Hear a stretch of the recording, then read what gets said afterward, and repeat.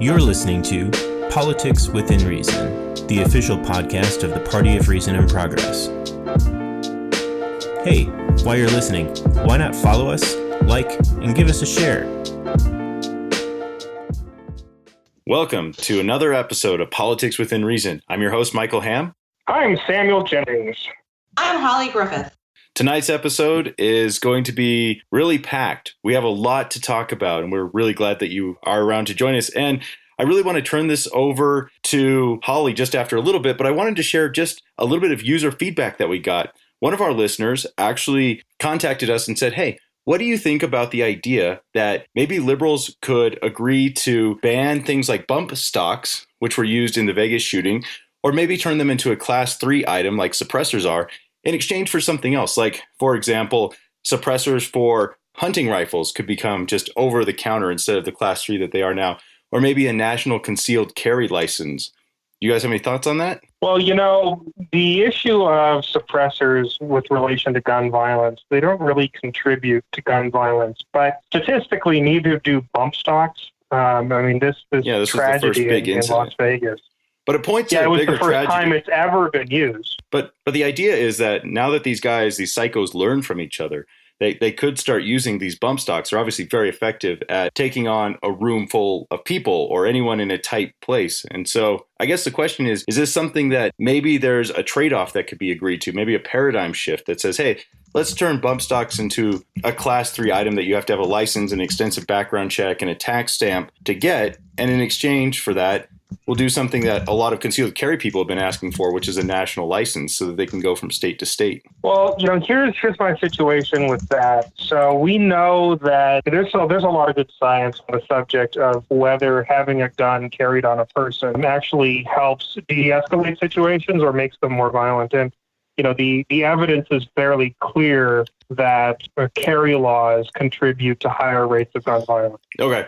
So you personally I don't want to go down that path. That's what I personally think. Now, I don't think the small contribution banning bump stocks, and we should ban bump stocks. There's no reason they should be legal. Yeah, but the small contribution that's going to be made, if we want to deregulate the suppressors, they're not really silencers, they're suppressors. Right. That's fine. But, it's that kind of stuff is small potatoes, and I'd rather be talking about real reform within gun ownership. To me, at least, if some agreement could be reached on guns, and there just hasn't been one in a very long time, where something was actually removed or moved into a more protected class and harder to get class, I think that might be a win. That might be seen as a little bit of a victory towards actually combating it. So thank you to the listener who called in. It actually sounds like we'd at least be open to that conversation, and perhaps the changing, like you say, exchanging suppressors for bump stocks might be something to discuss. So, okay, well, I want to now turn it over to Holly, because Holly, you've been compiling this exhaustive list all week. Can you talk about it?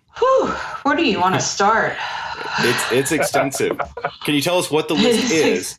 So every week we think about what do we want to talk about on the podcast. And I guess this week we started talking about it, Monday-ish? This weekend, maybe Monday-ish? And it's Friday now. Yeah, now it's Friday. And so we actually had a joke, right? Like I started compiling it and I was like, these are things we could talk about. And someone made a joke there like, well, it's going to change anyway. So we had no idea how right they were. That's true every week, but this week has seemed Especially, yeah. Wednesday was insane. And today was kind of insane too. Okay, so let's try to go through it, I guess, quick. Some good news. Malala, the Pakistani girl who was shot in the face for getting an education, won the Nobel Prize. She started college at Oxford. So that's happy news. Yeah, big round of applause. That is really good. Yay. Yeah, the world, there are good things that happen in the world. And of course, we focus on the things that bother us. But yeah, there are some really amazing things that happen out of these tragedies, and her going to college is a big deal. That's outstanding. Yes. Enjoy happy news while it lasts. Exactly. Happy news is over. Consume a lot of happy news along with your other diet, right? Otherwise, you'll right, exactly. It'll be too much. Now, speaking of too much, let's go through this list of the week. Corker, Adult Daycare Center. So Bob Corker, and it's interesting because early on, Senator Corker, who's from Tennessee, he's not running for re-election. So he kind of he can do whatever. He doesn't really have much to lose at this point. He was a prominent supporter of Trump's 2016 campaign. He was actually considered a potential running mate at one point, and also Secretary of State. He was one of only a few senators to develop a personal relationship with Trump and his family. But lately, these two guys are not really on good terms. And so Corker tweeted to, let's see, I'm trying to see what Trump said about him. So Trump said that Corker begged him for his endorsement. And Corker said that's not true, that Trump actually said repeatedly offered to support him and asked him to change his mind and do run for re-election. And so as a result, Corker tweeted, "It's a shame the White House has become an adult daycare center. Someone obviously missed their shift this morning." That's quite the burn. And that was what, Sunday? Saturday? I forget. It all just sort of runs together. That was, Bob Corker clearly has no left to give. Yeah. And then, Sam, can you talk about the interview that he does the next day, I think it was, with the New York Times? In the long tradition of de-escalating tensions between the White House and Congress, Donald Trump decided to give an interview where he called him, quote, "Little Corker," unquote. No, Little Bob. Little with D-D-L-E. Yeah, little Bob Corker, yeah. You know, the whole, what we should mention is the whole thing that set this off was... Wait. It's even better. L-I-D-D-L-E apostrophe Bob Corker. Right. And we've just seen him get angrier and angrier and angrier. You know, the next thing on our agenda, Trump has been angry at NBC because NBC was the one who broke the story last week about Rex Tillerson, calling him a, quote, fucking moron. He didn't call him a moron. He called him a fucking moron. Right. No less than 3 sources, supposedly, according to NBC, say that conversation happened, right? This isn't just some random thing. This is 3 independent sources say this happened. This happened now, after to be Trump, fair... Well, they had a meeting and Trump decided we need to increase our nuclear stockpile tenfold. Yes, which would give us about 40,000 nuclear weapons. I have no idea what we're going to do with that. Maybe we're going to put them under the United States, detonate them all at once, and then just make America into a spaceship. I don't know. You know, I mean, there's some sort of wacky stuff going on here.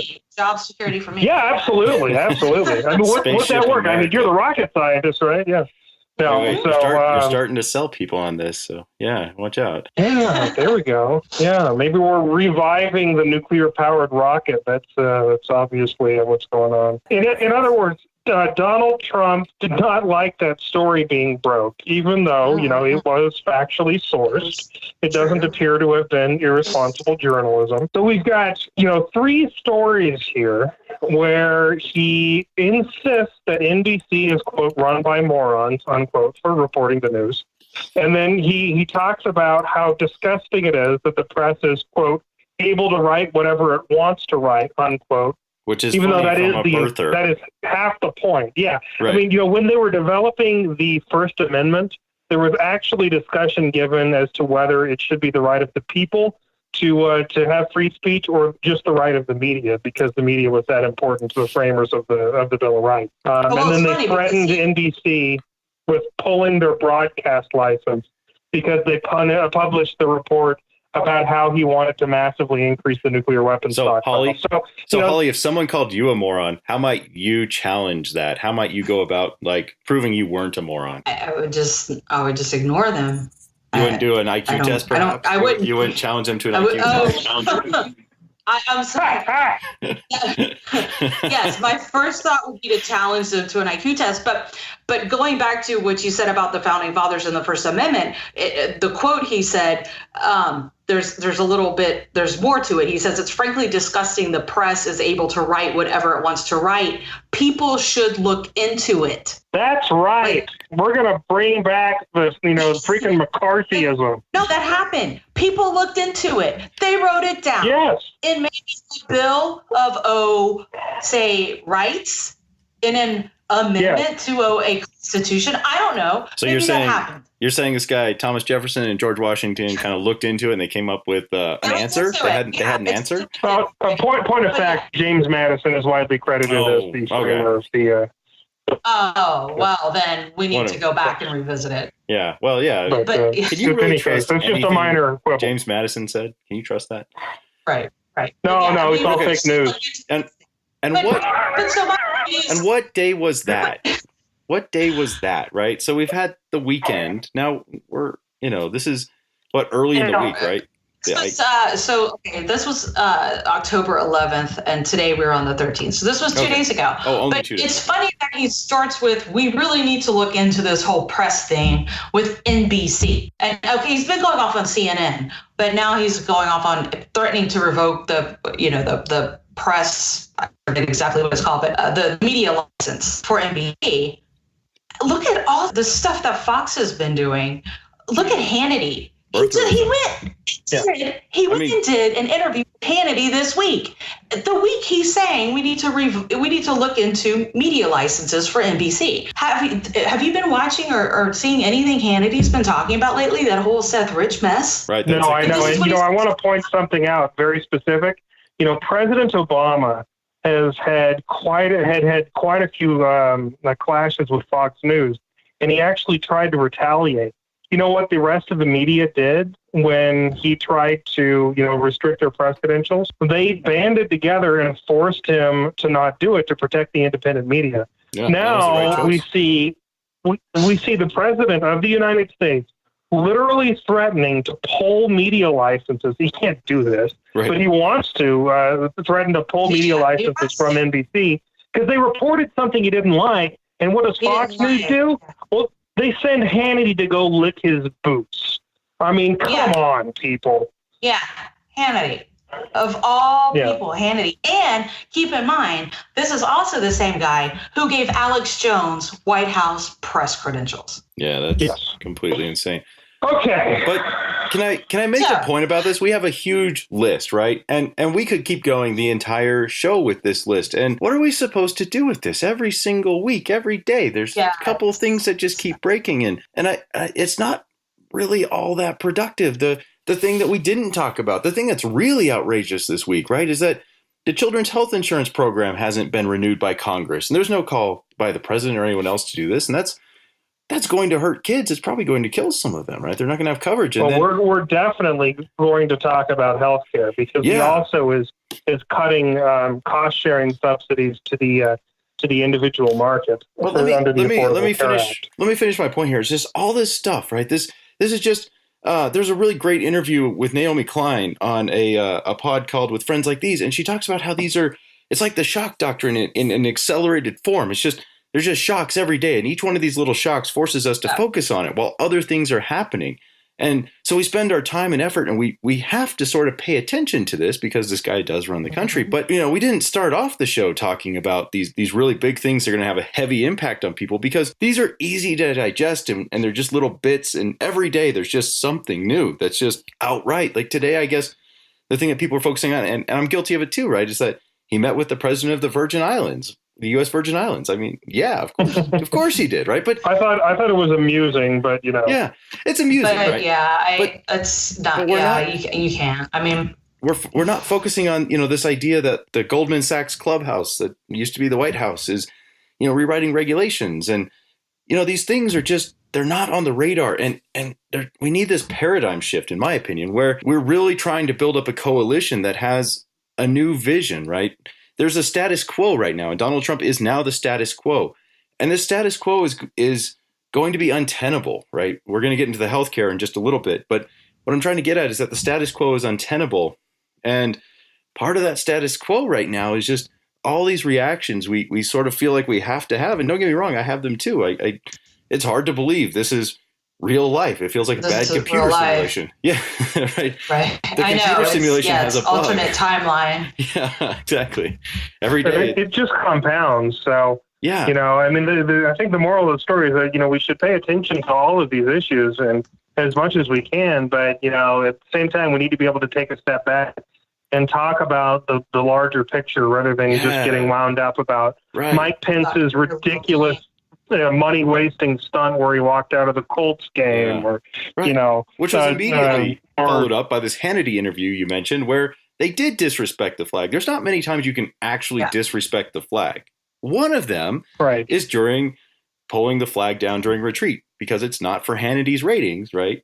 That's not. Oh yeah, to bring up ratings. Right. Like, there's a list here. There's a huge list that we were just keeping track of day-to-day things we could talk about. And it became overwhelming. I think I think there's going to be X number of stories that come out every day. Right. And you can rank them in importance from 1 to 10. You have to filter them somehow, and you have to rank them. And some are more important than others, even though the ones that are ranked at 1 or 2 are still very, very, very important. But at the end of the day, Trump saying he met with the president of the Virgin Islands is not going to affect our day-to-day lives like taking healthcare away from millions of people will, or killing or pulling aid out of Puerto Rico will. So I think that, we just need some way of saying, okay, this happened and it's crazy and it's nuts. And in a normal timeline, it would make headline news. That would be the focus. People would be talking about it for a week, but we're not living in normal life. And so we just need a way to somehow organize, these these it needs to fall into a paradigm that says refocus. Yeah, exactly. It needs to refocus. It says it needs to be like, this is just another piece of evidence that the current status quo doesn't make sense, right, for people. This is not something that makes sense for people. And so this new status quo that we're looking to maybe try and aim for, right, even if we don't fully get there, this new status quo will be based on the idea that this really isn't working. This establishment that's right there right now is not doing what needs to be done. This daily dish gallop is ridiculous. Right. We live in bizarro world, and we're just going to have to come to terms with that. And we're not used to that. And psychologically, it doesn't make sense. But it's like we're in bizarro world now, and things don't make sense. And we're just going to have to come to terms with the fact that nothing makes sense. But these stories are going to come every day. And we just have to get used to it, and we're going to have to be like, all right, here's a crazy story. You know what? It's not going to kill anyone, so we're probably not going to have to talk about it. And that's really sad, and I hate to say that, but it's true. Right. Okay, so we should probably move on then from the hour of anger, or the 20 minutes of anger, as we could call this subject. We're at 20 minutes now. Why don't we talk about healthcare? So, I wanted to put this on to you guys. There's 5 specific things that Trump and the Republican Party are right now doing to try to change healthcare within the United States. So we have failing to renew the Children's Health Insurance Program, which primarily benefits anyone with small children, especially low-income families who otherwise can't afford health insurance. And this is a very popular program overall, really. Like this is a very it helps kids program. Get health care. I mean, kids, children. So we've also got cutting the Affordable Care Act's cost-sharing subsidies, which are basically subsidies that go to health insurance companies to make health care more affordable for people on the lower end of the economic scale who earn too much to be able to qualify for Medicaid, but too little to really be able to afford health insurance. So the federal government up until now has paid them has paid the insurance companies a substantial sum of money to help defray some of those costs. We're going to see costs go up for everybody because of that.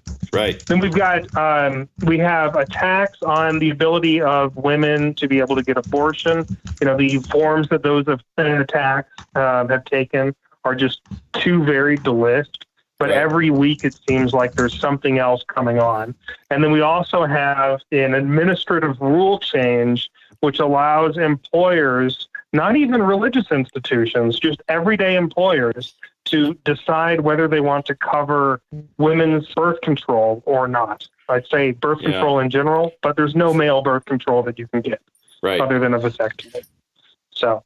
Right. Well, and can I also add one more thing to that, which is not really an official change to a policy, but the Department of Health and Human Services this week also did change their strategic plan verbiage to say that they protect Americans at every stage of life, beginning at conception. So now they define the beginning of life. It begins at conception. So, and this is a proposed change. Theocracy. But yeah. Yeah, theocracy. This is how it starts. So Yeah. Yeah, right. And so that's is that three things, Sam? Well, do you have a few more? Well, I think that's six. Six. Okay. All right. So, Sorry. My counting is off tonight. Okay. And so what did you want to put on us here? What do you think? What is the question? well, here's what I want to put on you. Is the President of the United States and the party that he leads trying to lead a war on women and a war on people who have children? You know, because I every think- single one of these actions I think it's a war on Obama. women. Yeah, I agree. I agree with that.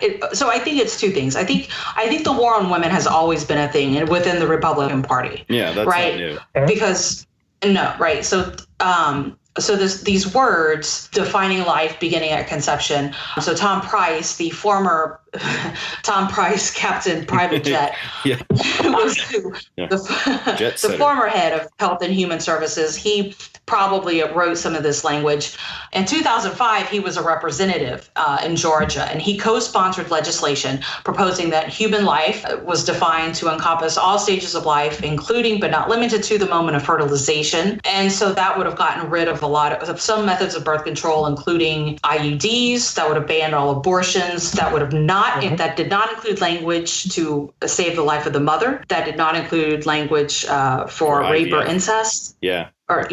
Nothing. So Yeah. this war on women has been going on within the Republican Party for a while.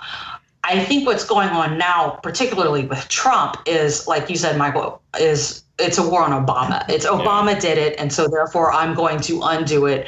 Yeah. Just because Obama made fun of me at some correspondence dinner one day years ago, Right. and I'm a giant man-child who never progressed maturity-wise beyond the age of 4, and so here we are. Yeah, I mean, I think it Right. really is just a war on Obama, and that's also what the base wanted, right? I think as long as I have a theory here, I'm gonna propose, which is that Trump is now no longer going to try and work with Congress. I think the next year and a couple of months are going to be dedicated solely to what he can go in and wreck, and I think that's just what he's going to do. I Yeah. think he's going to stop working with It's Congress spite. because it's spite, and he doesn't need Congress to do this. He was hired to undo Obama's legacy, right? He was hired by Yeah. an angry minority who really couldn't believe that the U.S. would elect Obama. And this is where I think we have to really talk about this status quo and this paradigm change, is that, you know, one of the reasons that Trump got elected was that he really was going against the status quo, and the status quo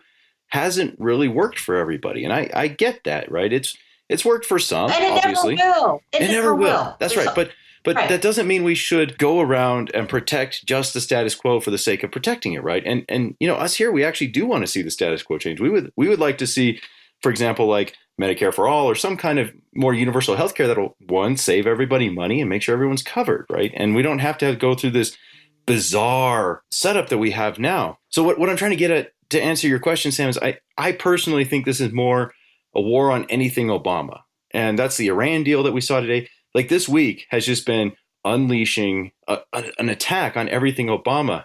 You know, gay marriage became legal during Obama's Right.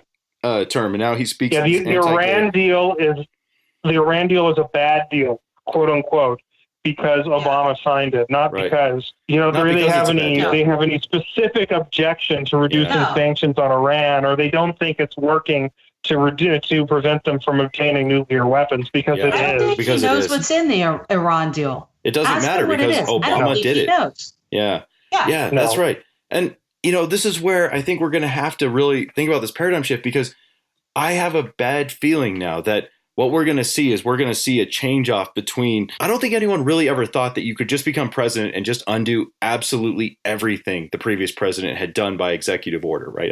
DACA is another example, right? Yeah. I think people expected there to be some continuity.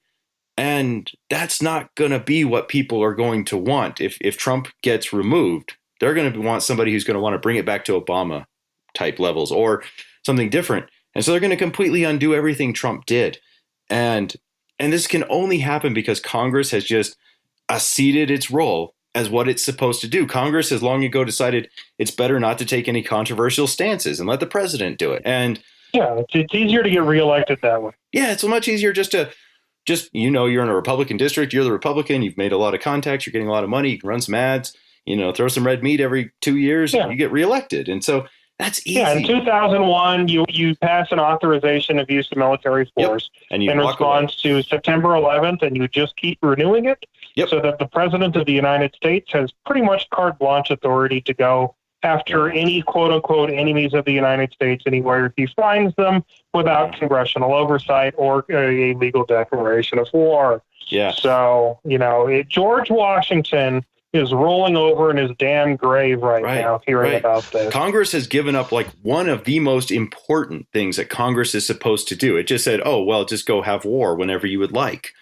Don't ask us. Just whatever you want to do, man. And so here's what I want to get at. Here's maybe what Porp could end up helping is that I think we have to have people who will own decisions, even if it turns out to be the wrong decision.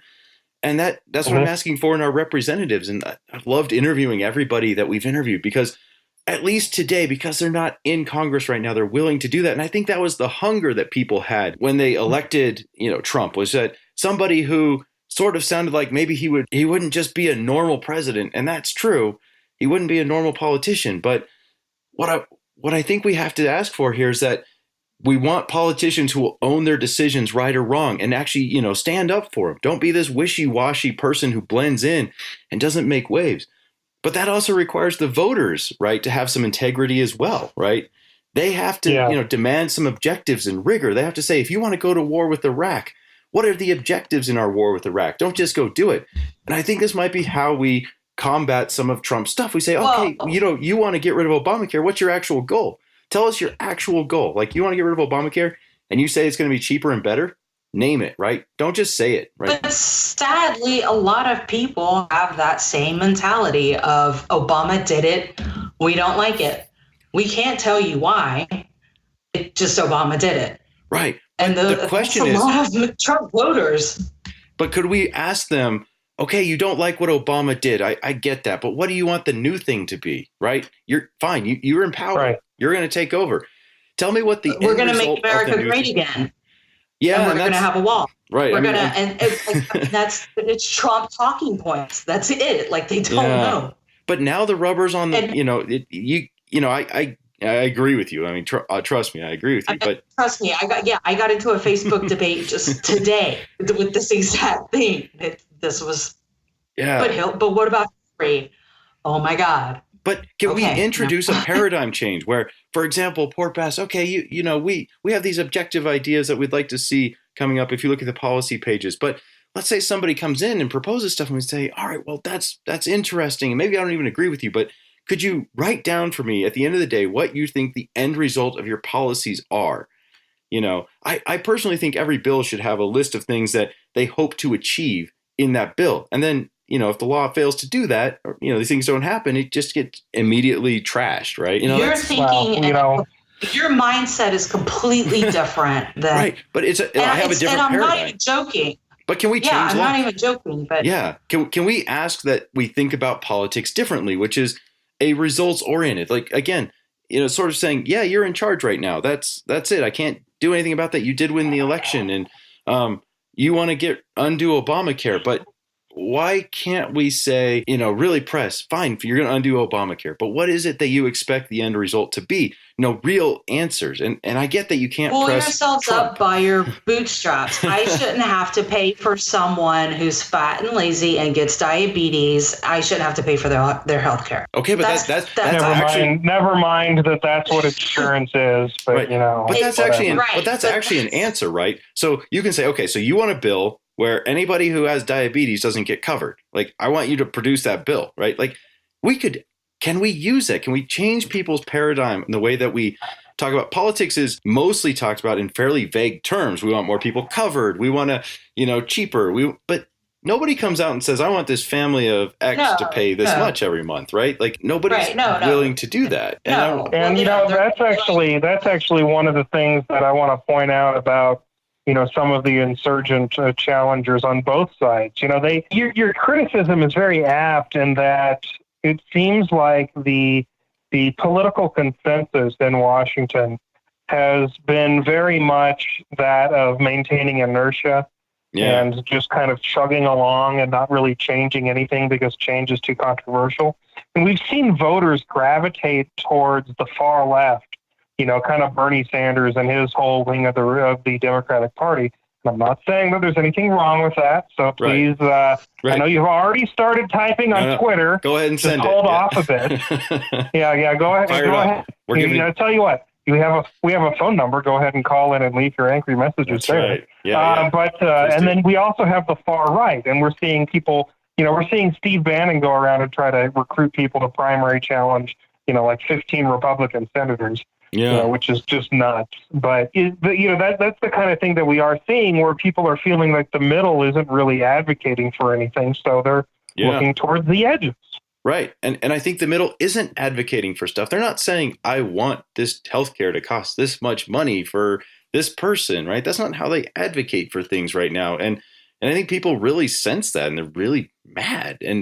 But unfortunately, they're kind of going the opposite way, which is looking for people who are advocating even more extreme positions that are unattainable, at least from my perspective. And so I'm asking, is there a paradigm shift here that we can say the status quo definitely isn't working, but the status quo that's not working is really more related to how we elect people and what we expect of them once they're elected? I mean, I think for one thing, how we elect people is a big problem. I mean, gerrymandering is a thing. Yeah. Our representatives are not representative of the people. I think things would be a lot different if, that wasn't in play. Hopefully that just went in front of the Supreme Court recently. Hopefully they rule on that and that can be stopped. Because I do feel like the Republicans, they're not willing to compromise. It's kind of our way or the highway. And Democrats, maybe I'm wrong, but they at least Obama was, a lot more like with the ACA. It's not perfect, but I don't think he set out to be like, I'm just going to screw people on healthcare and make their premiums go up.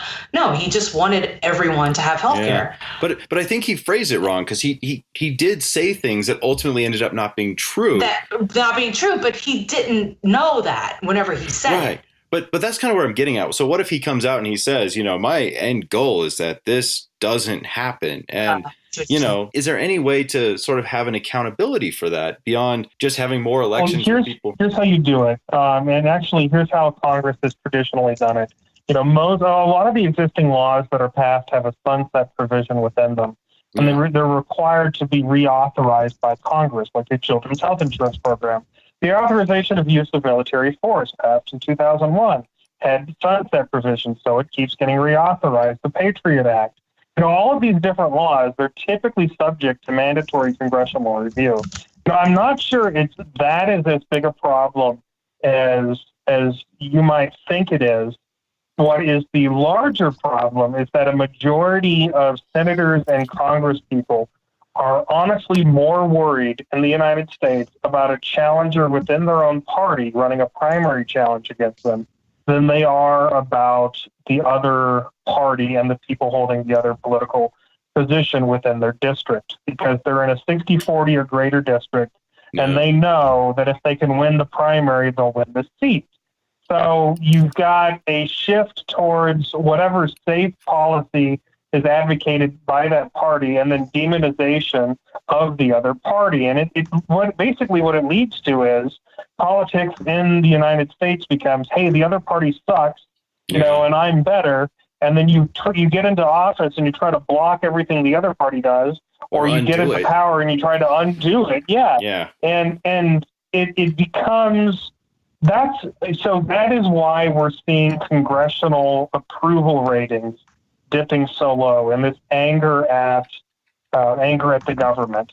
But seriously, if you look into it, we're seeing congressional approval ratings going down into the low teens.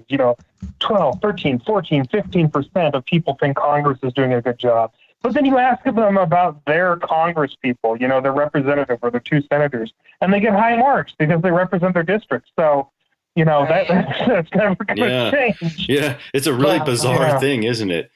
But it's not even necessarily gerrymandering. I mean, that does affect some of the districts in the United States, and it's enough to switch control to the Republican Party in the House. Switch the House of Representatives, Yeah, it's enough to mean that the minority rules, but okay, fine. It's not the problem in and of itself. Yeah, that's right. I'm actually going to say something as a Democrat. I'm going to say something that many people outside the Democratic Party have said, and is kind of anathema, and I know this isn't on our outline, but it's kind of come up, and it's that I think that we need major electoral reform in such a way that we can actually have legitimate third parties in Congress participating in the decision-making process. Because the way that you break the tit-for-tat negative political stranglehold right now is you force parties to form a coalition government. Yeah. And the only way you can do that is by having 3 to 5 major parties in a country. So, you know, if you want to know how to people, isn't it? Yeah, and here's how you do it. Not in America. The problem is in America that it's set up for first past the post voting, which means you can only really have 2 real parties. Right, but here's the thing, Mike. So that is not set in stone. So what you need to know about the elections of the United States is that they are conducted by the several states, as in the Constitution. This country was imagined as an association, a federal government associating sovereign nations. Yeah. Those nations, otherwise envisioned as states, have the ability to regulate their own elections. We're seeing this in Maine. So what we need to do is we need to do like Maine did and put initiatives on the ballot or talk to your state representatives and get them to enact a primary process for every position so that everybody can go out and vote their conscience and then get to pick between the front runners. If that happens, you know, maybe in Alabama, you end up with a Republican running in a general election race against a Libertarian, or in New York, you end up with a Democrat running against a Green Party member, or you have a new centrist party come out to start running candidates all across the United States. We can't know, but what that does is it makes it so that if you have a third party, it's doing something other than siphoning votes away from the first 2. Yeah, that's right. I 100% agree with you. Is it Maine too, where they have a different type of voting on the ballot, ranked choice or something? Yes, it is. It did pass, I believe, last time I checked. I haven't looked in a few months. Okay, but it is undergoing some legal challenging. But it's called instant runoff voting. Basically, what you need to know is you rank the candidates. You know, there's 5 people running. You rank them 1 to 5 in terms of who you want in office. If nobody wins a majority, eliminate the least popular candidate, assign their votes in order of preference to the other people, continue until you get a majority. That way, you know, every single person gets a vote, even if, you know, they decide that they'd rather vote for Daffy Duck as their first choice. Right. Rather than, God forbid, a Democrat or a Republican. Yeah. I think I think that could really change the way elections are done. So, I think and that's more in line with what happens overseas. And in Europe, we do see coalition governments form, and we see things that actually get done. We don't see this kind of, hyper-partisan legislative gridlock that we do in the United States. And I'm not saying it's perfect over there, but of course, damn it, there's things that we could do to improve.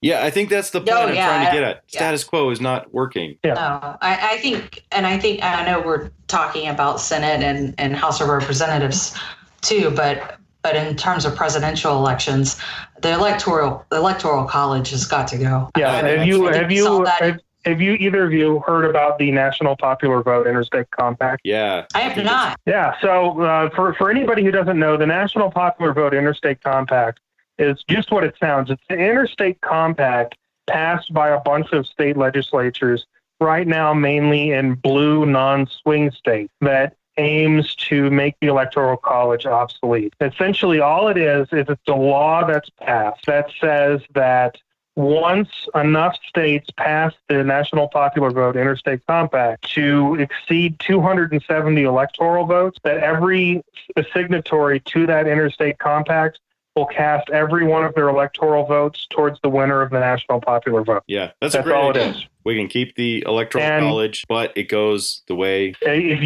you want to eliminate the Electoral College, or at least reduce it to an irrelevant remnant of a time before, of a time where slaves were counted as 3/5 of a human for for your electoral processes, and at a time before we even had telegraphs to transport voting totals between state to state, so they had to send literal electoral representatives from state governments to go elect a president, then, let's contact your state legislator and have them sign on to the interstate compact. It actually has a chance of working. Yeah, and it's actually relatively close. Yep. Yeah, I think it's over 10 states. Yeah. So, yeah.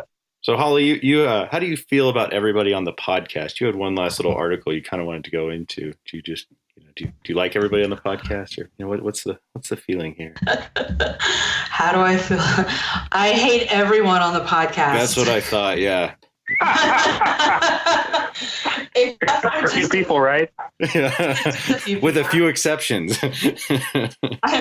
I'm unstable. I'm losing step and unraveling. No.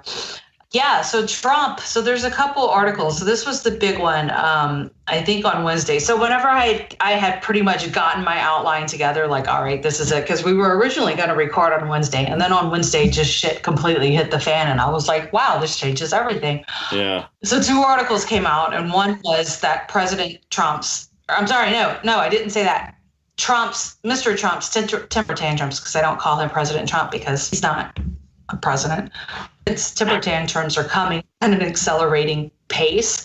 And then this article dropped from Vanity Fair that said, I hate everyone in the White House. Trump seethes as advisors fear the president is unraveling. And I just think that's an amazing title. And there's this one paragraph in the article, and I'm trying to find it. And basically they were talking about like, well, what happens if he just goes completely nuts and he gives the order to fire nukes? What do people do? It's worth noting this is just speculation of conversations that might happen. Yeah. So, but this is where we're at, right? 2 senior Republican officials said Chief of Staff John Kelly is miserable in his job and is remaining out of a sense of duty to keep Trump from making some sort of disastrous decision. And I'm just like, wow, like that's... and John Kelly is not somebody who I often agree with. But damn it, I am glad that he is in the White House right now. Because, if it were not for Kelly, for Mattis, for these people who ordinarily I wouldn't really like, they're obviously far off from me on the political spectrum, but at least they're rational adults. Yeah. And right. If Trump is saying things like, let's expand our nuclear weapons arsenal by 10-fold, and they're actually stopping that, I mean, I think we should all be thanking them, even if they do some things we don't like. Well, they go on to say, they're like, one former official even speculated that Kelly and Secretary of Defense James Mattis have discussed what they would do in the event Trump ordered a nuclear first strike. Would they tackle him? The person said. And again, this is just speculation on their part about a conversation. But this is where we're at. Would they tackle him? Would they tackle him? Even Trump's most loyal backers are sowing political doubts. And it just goes on. And the Washington Post quoted longtime Trump friend saying he's been shocked and stunned by Trump's behavior. Oh, well, you're in for a long ride. This guy really... Well, aren't we? Wow. So by next week, we'll see what little, shocks and craziness have transpired since then. So thank you for joining us on Politics Within Reason. If you want to give us a call at 202-681-2274. Until next time.